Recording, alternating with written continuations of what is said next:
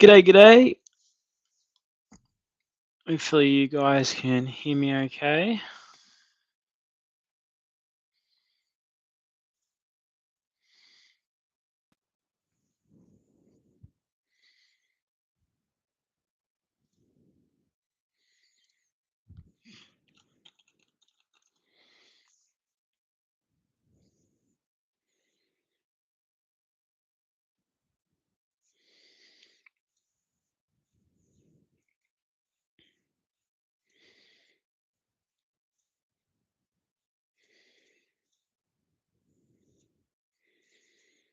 I need to restart Chrome.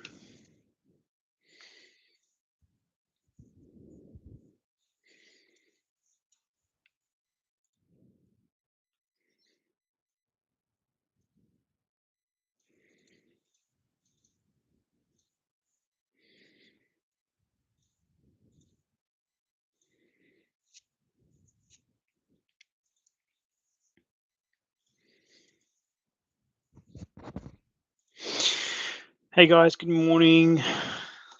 Happy Sunday. I thought I'd go live solo just myself. Nemo's tied up at the footy at the moment. Just looking, this is the first time going live myself, so just bear with me. I'm just trying to share my screen at the moment. I think I might have to close Chrome and then reopen it, which will be suck if I have to.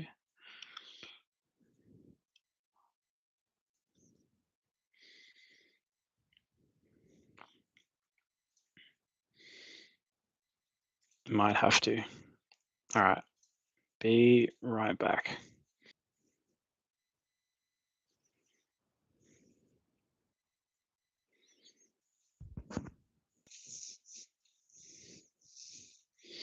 All right, I'm back. Hopefully I can share screens. Share data, allow screen recording for Chromium system settings. I've done that.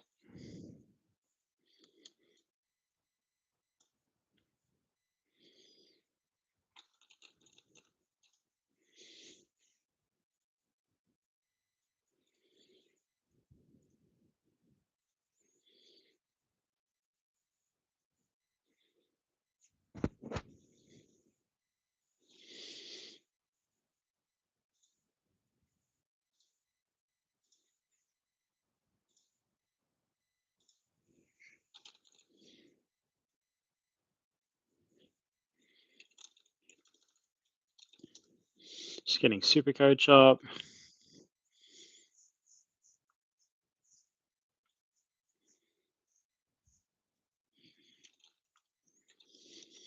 Bear with me, first time doing a stream.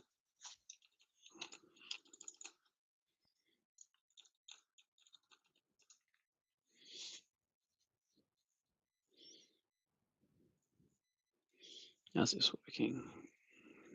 Chrome tabs, share. Oh, fantastic. All right.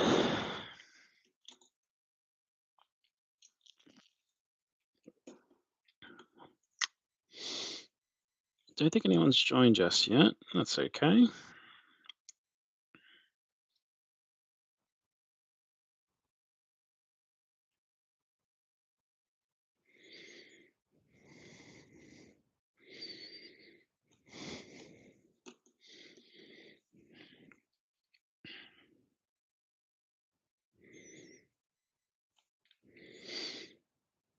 Just gonna try and link my X by way of Twitter.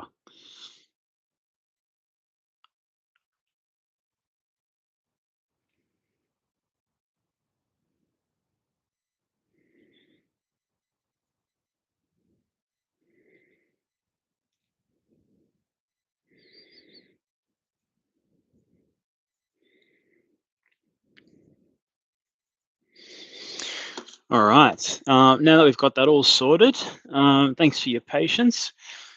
We'll jump into the team just so you can see how I'm going this week. All right. So here is my squad. 2391 projected at the moment. Get into the games. Here we go, my team, yeah. So had the NAS VC. Unfortunately, well, not unfortunately, but fortunately for myself, actually, I went into the um, thinking that I wasn't going to have NAS. Well, the NAS itself, I had the Sheasel C, which was an issue for me, given the fact that um, teams were 20 to 30 minutes apart. So at the end of the day, I did actually come up okay with that. Um, so yeah, got out lucky there. Obviously, Whitfield went bananas, which was absolutely wonderful. 139 back there, Sicily 73, Nick Blakey fired, Clark and Houston pretty average. Nakos 125, unreal. Bont, most people will have Bont. He went shocking with that Hayden Young tag. Sammy Walsh went okay. I thought he did better than that with the Blues getting that win, but all good. Good and trade in. Firing, absolutely wonderful. Loving that work. Heaney, loving his work as well. Sarong just gone in a consistent mode, which is great. And LDO 107 there as well. Oh, I didn't have the E on Hawker. There we go. Yeah, Sheezy captain. Yeah, happy with that. Obviously, I think he's one of my highest scorers for the week. Take that. Paul Francis, feel like he was underscored from an SC perspective. That's okay. We've got Rankin to come, Dawson to come, Does to come, Piggott, Track, Sharp and Hawker Han there as well. I'm just the only decision I really need to make is do I play Sharp or do I play Hawker Han? But apart from that, it's all looking pretty good. So happy with that.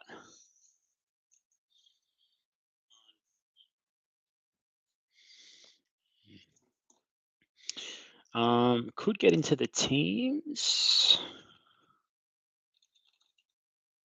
or the games. Sorry, not the teams. Here we are. All right, let me stop sharing this screen and I'll jump into the games gone for the week. Here we are.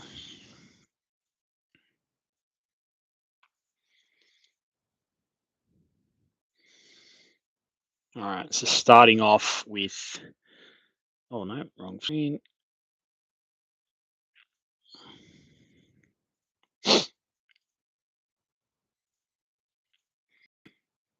There we go.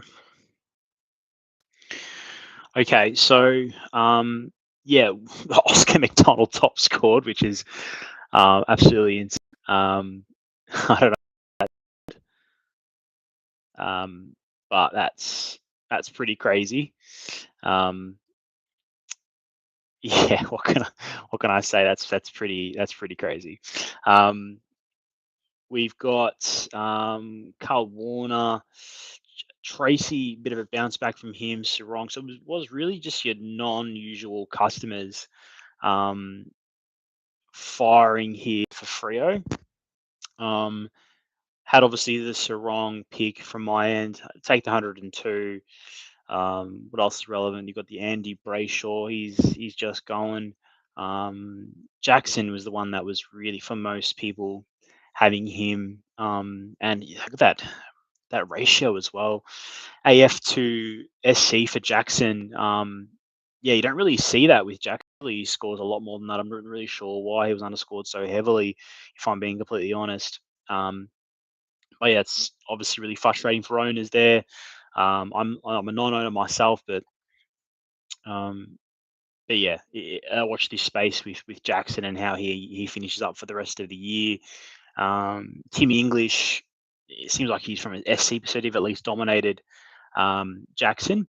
say he just dominated him in the game. Obviously, they lost. So Eddie Richards, what a pod pick. If anyone's gone, Eddie Richards, he's been absolutely outstanding. Bont's probably the story there for the doggies. Tagged by Hayden Young and went really, really poorly. Yeah, it's unspeakable. You don't really see that from Bont at all. Going a score like and not where, and some people would have gone VC or C onto Bont. I would no doubt probably more likely VC, and I guess quote unquote wasted it with Bont, but which would have been highly frustrating. But yeah, I feel for those owners that went him, or those coaches that went him. That's pretty much in terms of relevance for the Dockers doggies game. Jumping onto the Pies and Cats, Nicky Dacos fought through the tag. He's obviously got one hand or probably two hands on the Brownlow now. Darcy Cameron, those that traded him out a couple of weeks ago would have been highly frustrated because he's returned in spades. Those that held the faith for him, and a nice pod owner as well. Joshy Dacos gone SC there. Jordan to go a bit of a down game. He was sick throughout the week, so that sort of speaks to that. Danny Houston, 73. Not surprised, if I'm being honest. He's absolute roller coaster. Jeremy Howe being out now with his injury will definitely help him. Maynard being out will help as well. Let's see how Houston finishes the rest of the year, but only 3 more rounds for him, which is pleasant. We've got here the Ollie Dempsey spike game, you could call it. He carried for the Cats, and no one really outstanding here for the Cats. No many people went Tommy Stewart as a bit of point of difference and a bit of a cheap buy in defence. So yeah, there's that. Warp one for draft owners. Bruin, some people went Bruin as well. So he went pretty well from a buying perspective. Bailey Smith's probably the story there, a little bit similar to Bont. Real down game, and really expensive buy as well. So not getting return for investment there. Bailey Smith, and there would have been many people that traded him in over the last couple of weeks with some of the injuries that we've had to our superstars. So, all right, we've got the Saints and Sydney game. Max Hall absolutely smashed it, one for draft owners, but a couple of no doubt classic owners would have gone him as well. Wilkie, consistent as ever, 121. Return for investment for those that do have him. Naz, 117. Expecting a lot more from him, but he was harpered in that Q4. He did have a bit of a knock, and I think he was tagged from Q3. I think it was Jai Sarong who put to him, or maybe Q2, and did a good job on him as well. Brad Hill, not the heights of the last couple of weeks, but still doing pretty well. Romo, 84. I traded him out myself. So I guess there's that for me personally, but there would have been, I didn't think he was going to play, let alone get up for the 84 is pretty good. I personally couldn't have afforded Gordon had I kept Romo, so I'm at peace with that. But yeah, those that did hold him, that's pretty good. And TDK did have a bit of a knock, so it'll be interesting to see what happens with him during the week. Gordon looks like he's the buy of the finals. Absolute superstar and killing it. Chatty Warner, he's been really good for those guys that did pick him up. Felt relatively unique. I think probably about 15% of teams, if not mistaken. So pretty good. Heaney, a bit of a bounce back game. Blakey, a bit of a bounce back game. Grundy, obviously going up against double ruck's never easy. So there's that for him. What else is relevant for the Swannies? Callum Mills. A lot of people would have bought into Callum Mills with a lot of defensive type. It's not what I wanted from Mills. He's been really consistent up until this point. So yeah, I obviously hold the faith he should bounce back. And then Will Edwards, the 33. I'm thinking about Will Edwards. He broke his ankle. Really, really unfortunate for him, and really sad to see that. From a Supercoach perspective, I've got him in my back line as cover. From a real life perspective, it's obviously more important. Hopefully, he bounces back. He's been them, so no doubt it's probably 6 to 9 months. I would have thought, maybe out of the game. Probably done for this season, I would have thought, but one for next season to shore up that Swannies back line. All right, John Newcomb. Wow, 154. What a gun! There'd be some people that bought him as a bit of a unique in the midfield, no doubt. So good on you guys for doing that. Lloyd Meek, he's doing pretty well. Nick Watson, a bit of a spike game there. John Impey would have been people that bought him, and that's a pretty good return. What else relevant? Connor McDonald, who were floating around with him in their forward lines. Will Day, not the heights that people would have expected. Same. And nothing really relevant for the Hawks there. Sheezy, 123, so consistent. Nice one to roll into with the C on a Sunday. And Cherry, 109, bit of a bounce back from him. LD, 107, take that. Where's Lukey Parker? 74. Wow, bit of a down game for him. I know he's really popular in the back line given the recent. Daniel McKercher, Jesus Christ. What's McKercher got to do to get back to his heights from last year? The role switch is obviously not helping him. So, yeah, that's that game in a nutshell. We got the power next. Aaliyah for draft owners. Bergwijn, he's been really good in recent time. Is one that people bought in at the start of the season.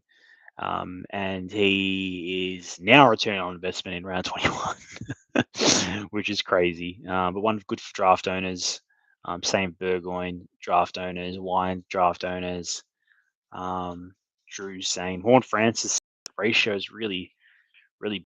I'm not sure what the deal is there for him. Perhaps a couple of free kicks against, maybe. I'm not sure. Just maybe his field goal percentage not the best. Not field goal percentage, sorry. His kicking efficiency. Field goal percentage is NBA. NBA season's around the corner. What else is relevant? Not so much for the power. Giants, Whitfield, fucking massive game. If you traded post his concussion, and you didn't get him back, you'd been spewing. Cogs has had a bit of return to form for draft.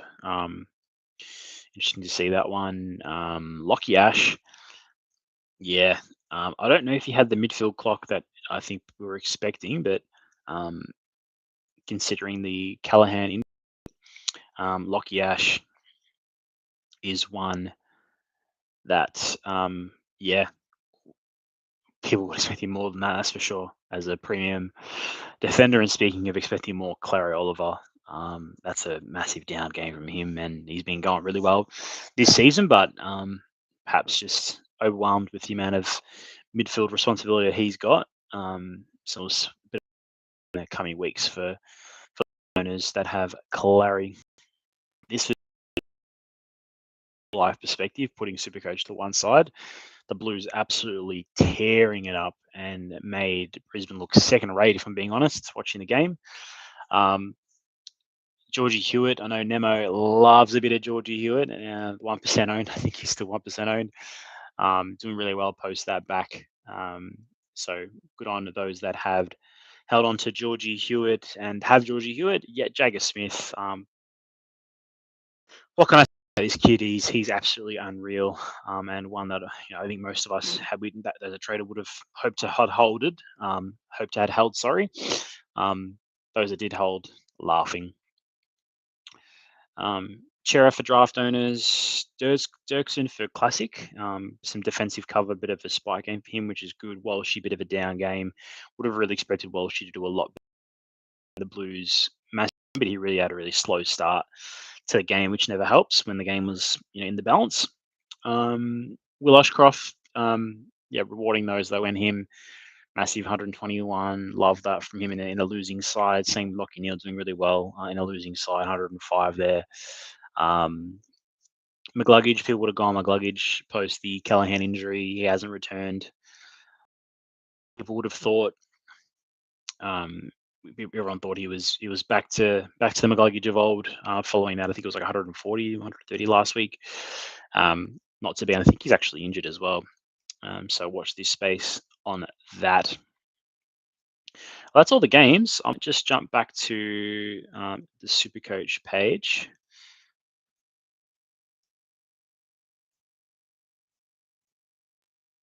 Yep. Yeah, so as mentioned, I've got one trade left for the end of the round. Who have I got to come? My big decision is Hawker Hahn or Sharp, who to field. I think I'll field Sharp just based on form, albeit I do expect Crows to demolish Essendon. So bit of a line ball call. So wait and see. Rankin does Pickett, Petrarca, Sharp. I expect Petrarca surely scores more than 77. He's projected. I'm trying to work out if my projector will go more than 2,391 or not. You think with Dawson and Rankin probably, and Durham probably doesn't get 118. Let's be honest, against the Crows. So yeah, it might all even out in the end. Um, so yeah, that's me. Look, at the end of the day, it seems if I just jump onto my X being Twitter. I'm just doing this in the background, guys. Bear with me.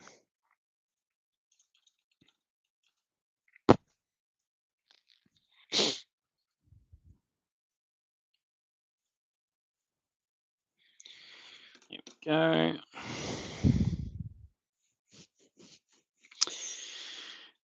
All right. So yeah, that's how I'm lining up for this week. So we'll see what happens there. Look, I might just leave it there. I think I'll use this as a good opportunity to look. It's my first live. This was interesting. I used the YouTube page. I have OBS as well, Studios, and I can go live on both YouTube and X at the same time. So it'll be interesting to see how that all works. Usually, obviously, team up with Nemo on a Sunday. So I wanted to give it a crack myself. So I'm glad I've achieved that. Um, so I'll upload this video to my page and be good learning for the future. What I will say as in closing, if you come across this video, please like, subscribe to both my YouTube and my X. Really looking to build on my community and build on any engagement as it relates to Supercoach. Answer people's questions, offer advice where I can. And I think we'll be jumping on next week with Nemo as per usual. So it'd be good to have him because speaking solo is a little bit challenging to create content, especially on the spot. And if the attendance rate isn't there at this current point, it's a bit hard to get a live stream going. I can keep talking about Supercoach for hours, but it's not necessarily helping or interesting for anyone if the engagement isn't there with either someone like Nemo or people jumping in onto the stream. So I'm glad I did this. I'll end the stream now. I hope everyone has an awesome weekend. Smash it for the rest of the week. And I will catch you in the next one. Thanks for all the support and good luck. Cheers.